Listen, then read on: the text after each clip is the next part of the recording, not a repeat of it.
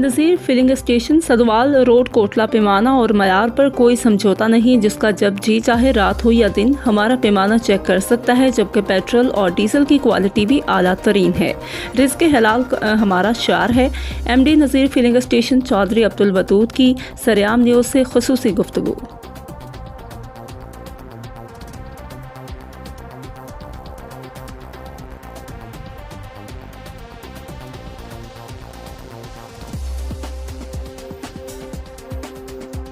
السلام علیکم جی، میں Abdul Wadood M D Nazir program Kot Sadwal road Kotla.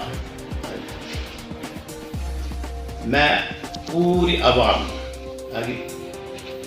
اطلاع کرنا چاہنا کہ میں پمپ دے 5 سال ہو گئے نے پمپ بنایا، کوئی آج تک پیمانے کوالٹی کوئی چیز ایسی ویسی نکل آئے تو میں اپنا پمپ کی سیٹ کرنے سے تیار ہوں۔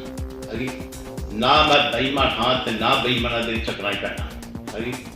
الحمدللہ 5 سال ہو گئے نے، ہر مہینے لیبارٹری آتی ہے، تیل چیک کر رہی ہے، وہ ساریا رپورٹاں میرے کو۔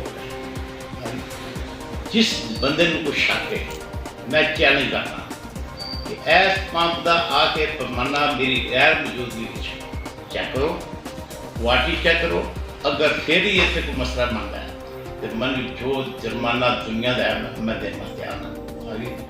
لہٰذا جی بےحودہ کو گل بات اگے کرتے لگے سن تو میں انہوں کو مدد کرنا ہے۔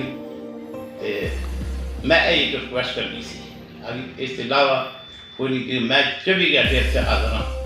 نہیں بھی حاضر تو میرا پیمانہ چیک کرو، کوالٹی چیک کرو، کوئی یعنی کمپنی کا بندہ آ جائے، کوئی اوگرا آ جائے، کوئی پمپل آ جائے، آ کے چیک کرے۔ اگر کوئی اونچی نیچ نکلتی ہے تو میں ہر قسم کا جرمانہ دینا تیار، میں پمپ کرنا تیار۔